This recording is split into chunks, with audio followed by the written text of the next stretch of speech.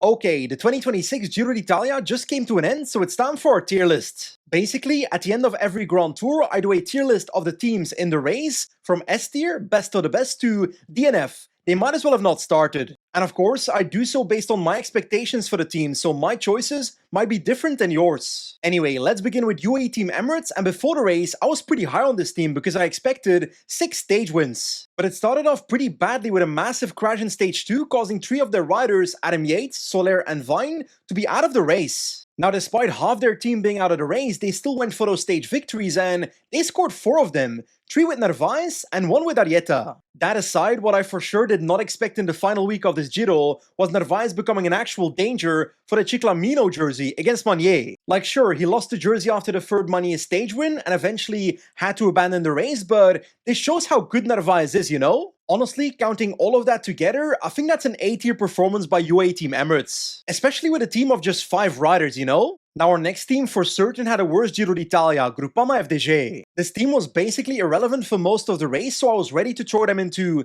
DNF, except they had 2 performances. In the 13th stage to Verbania, they had 3 riders in the breakaway, including Josh Kench, who finished 6th place. But I needed something more, and that's exactly what Paul Pinouet delivered in the final sprint in Rome, a podium. I reckon it's D tier for Groupama, maybe I'm being too nice. It's fair to say Alpecin-Premier-Tech also had a really bad Grand Tour. Hayden Groves, quite literally their leader for this race, abandoned after a crash on stage 2, so that's their sprinter gone. And just like our previous team, I was about to throw them into DNF until I realized that they top 10 6 stages, including multiple top 5s. Again, maybe it's me being too nice, but I think I'll throw them into D tier. But I want to talk about a more positive team performance, so let's go to UNOX Mobility. Honestly, I do feel for Leknesson going in the breakaway nearly every day and getting a 2nd place 3 times in this Giro. But hey, luckily for the team, there was also Dversnes in a flat stage breakaway in Milan who scored a stage win. I'll go with a conservative B tier for UNOX Mobility. And actually, Education First performed relatively similar in this Giro. I do want to start by saying that the comeback of Mikel Valgren in the last couple of years has been amazing to watch, from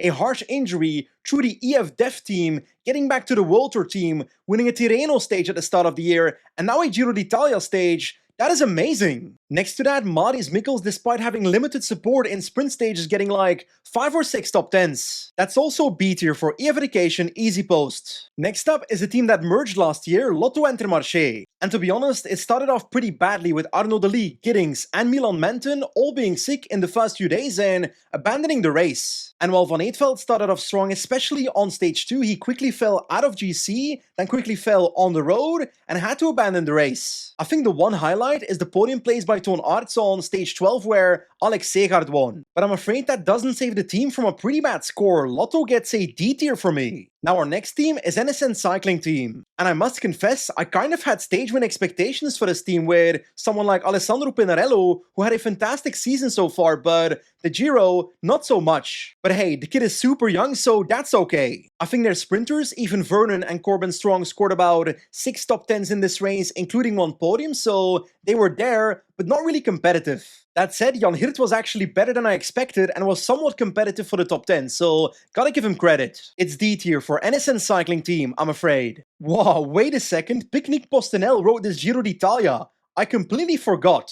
I swear they were literally invisible the entire race. So yeah, it's DNS for Picnic Postenel. They might as well have not been here. But I think it's time to highlight one of the better teams at this Giro d'Italia, Bahrain Victorious. Like sure, they started the race with top 10 ambitions for Santiago Buitrago, but he crashed out. But from the ashes of Buitrago's GC ambitions, a Portuguese man arose. And he was pretty good at cycling. Afonso Eulalio joined the breakaway on stage 5, came 2nd on that stage. He did crash, but so did his opponent. After that stage, he took the Maglia Rosa and wore it just about, I think, 9 days? But wait, our man was not done yet. In the end, he finished 6th place and took that white jersey ahead of Piganzoli, but the most impressive thing is that in the 3rd week, on Piancavallo, he climbed with the best. Next to that, Caruso as a super domestique but still finishing in the top 10 of GC, and a stage win by Alex Segaard. That is an S-tier Grand Tour for Bahrain Victorious, the first team at the top of our ranking. I think it's fair to say that the Giro of Pinarello Q36.5 was also not mind-blowing. Maybe 3 top 5s with Harper, Bucks and Donovan, and while both De La Cruz and Harper were pretty active in breakaways to get into that top 10 of GC, they kind of both failed with, I think, 14th and 17th in GC. That is D tier for Pinarello Q36.5. But I do want to give some credit to the 2 Italian pro teams in this race, Bardiani and Polti, who both were competitive for a stage win and super active in breakaways. Stage 15 had Maestri from Polti and Marcellusi from Bardiani fighting for a stage win, so a pretty solid Grand Tour for both. But specifically on Polti, Crescioli is actually quite talented and Maestri is underrated, so I think I'd put Polti in C and Bardiani in D. What do you think? Is that fair? Next up, I think the fairest way to describe the Giro of Jayco AlUla is disappointing. I swear Ben O'Connor was actually competitive for a top 5 in this race for the first 13 days, but then he started slipping. And in that third week when the musical chairs for a potential top 10 in GC start, he simply wasn't good enough. Across the whole race, I also feel like they weren't in the breakaway as much as I expected them to be, and when they were in the breakaway, they were not competitive. That is D tier for Jayco AlUla, although I feel like I'm running out of space there. Now, it's time to talk about a pretty important team, Decathlon CMA CGM. Before this race began, I expected Felix Gall to be the second best climber in the race, but he's got so many weaknesses in time trial and descents. But his time trial was actually okay, and in the downhills nobody tried to exploit his weaknesses, so then it's not a problem. In the end, Felix Gall finishes second in GC, and that's also thanks to his team, because Gregor Mühlberger especially, and also Callum Scottson, were very good. I do think Lund Andresen was quite disappointing in the sprints, but I think there was some sickness there. But hey, a second place in GC is A tier for Decathlon CMA CGM. Now, before we go to our next team, I want to talk about my fantasy cycling team for the Giro d'Italia,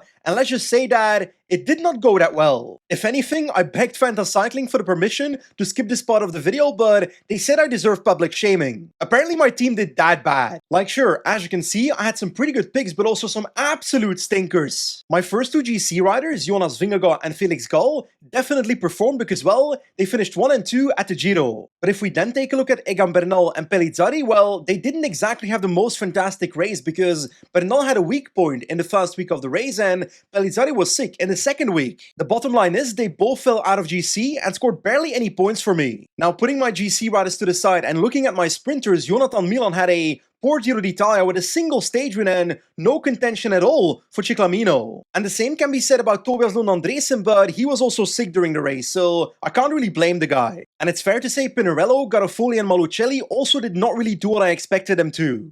That said, despite my weak performance, I still finished in the top half of our community league, so maybe that says more about you than about me.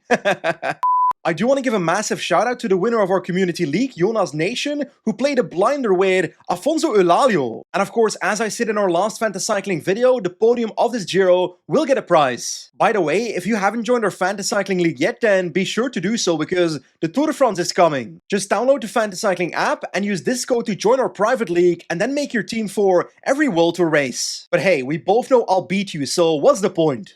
Next up, I want to talk about a team doing their first ever Grand Tour, the Rockets. And actually, when this race began, I truly believed that Dylan Groenewegen could take a stage win in this race, but despite having one of the better leadouts in the race, it didn't work out. They finished with, I think, 5 top 10 results among Poels and Groenewegen, but I feel like I simply expected them to be more present in the race, which they weren't in that many breakaways. My heart kinda breaks for this, but I think it's D tier for the Rockets. Our next team, Tudor Pro Cycling, had a solid Giro d'Italia. They basically had 2 GC riders in Mathis Rondel and Michael Storer both fighting for a top 10 in GC. And well, in the end, they do have a top 10 position in GC with Michael Storer, so they succeeded in that. I think it would be unfair if I put them in C tier, so I'll go with B tier for Tudor Pro Cycling. I think Movistar for sure deserves an award for making the race more entertaining. I know Rubio being in the breakaway 6 times and fighting Ciccone and G on the Passo Giao stage. The entire Movistar team hard-pacing versatile sprint stages to get AlUla a potential victory. And Rick Mas trying to fight Narvaez in a breakaway for a stage win. What I'm trying to say is they were literally everywhere, but there's no results. Now, I do want to add that I'm choosing to be a bit lenient on Enric Mas because he just came back from a pretty serious injury last season.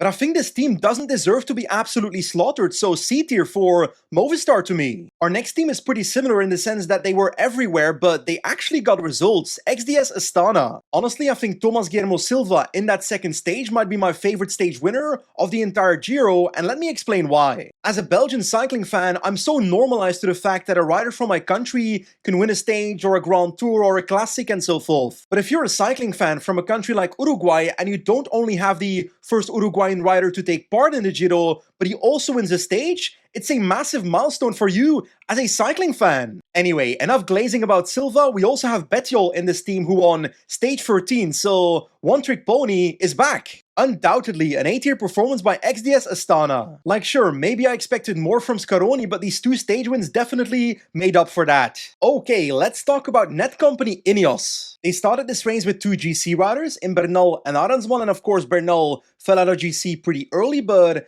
Arensman stuck around and finished 4th in GC, about 40 seconds off the podium, which is a great result for him. Next to that, Filippo Ganna won the time trial pretty dominantly, but in the other stages I kind of expected another stage win by the team, whether it's a breakaway stage or a versatile sprint. Considering the budget of this team, I don't think it's good enough to go into A, so I'll go with B tier. Next up is Soudal Quick-Step, and their Giro was pretty successful. I think I've said this before on the podcast, but at the start of the year, I had Matthew Brennan and Paul Magnier both in the same basket. They both had a classic season to prove themselves and a first Grand Tour. It's fair to say Paul Magnier's classic season was a bit of a letdown, partially due to bad luck, but his Giro d'Italia is definitely not a letdown. Scoring not one, not two, but 3 stage wins, and the Maglia Ciclamino is a monster ride by Paul Magnier, but also by his lead-out Jasper Stuyven, who had a MVP role in every stage win. I'm sorry, but this Giro d'Italia was undoubtedly S tier for Soudal Quick-Step.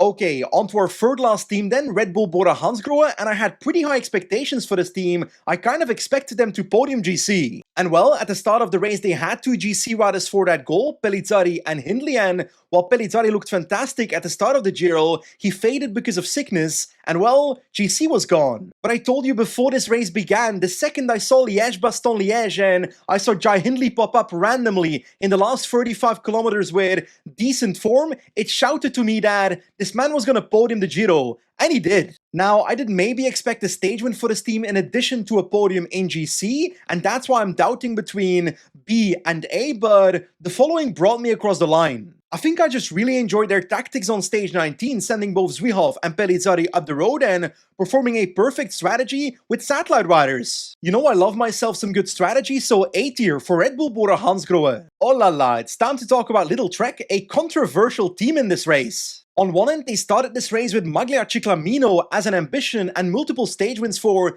Jonathan Milan, their sprinter, and the sprint train and Milan disappointed. A single stage win is simply not good enough for Milan. Next to that, Giulio Ciccone was hunting for stage wins and KOM, and only got one of those goals, KOM. That said, I was kind of impressed by Derek G.West, who had a tumultuous run into the season, then a sickness just before the Giro d'Italia, then was involved in the crash on stage 2, so lost some time as well, but still finished top 5 in GC, so that's pretty great. Overall, I think it's a B tier Giro by Lidl-Trek because, well, it wasn't great, it wasn't bad either. Okay, our last team is Visma-Lease bike, and I think my rating for them won't be a surprise to anyone. Their GC leader, Jonas Vingegaard, was the heavy favorite going into this race, but won this race dominantly. By more than 5 minutes, plus 5 stage wins, and on top of that, a stage win for a teammate as well, in Sepp Kuss. Like sure, if we nitpick, we can say that Vingegaard, if he wanted, could have won KOM quite easily, and Picanzoli could have won wide quite easily as well if the team thought about it, but it's simply a fact that they chose not to prioritize those extra goals and focused on the ones that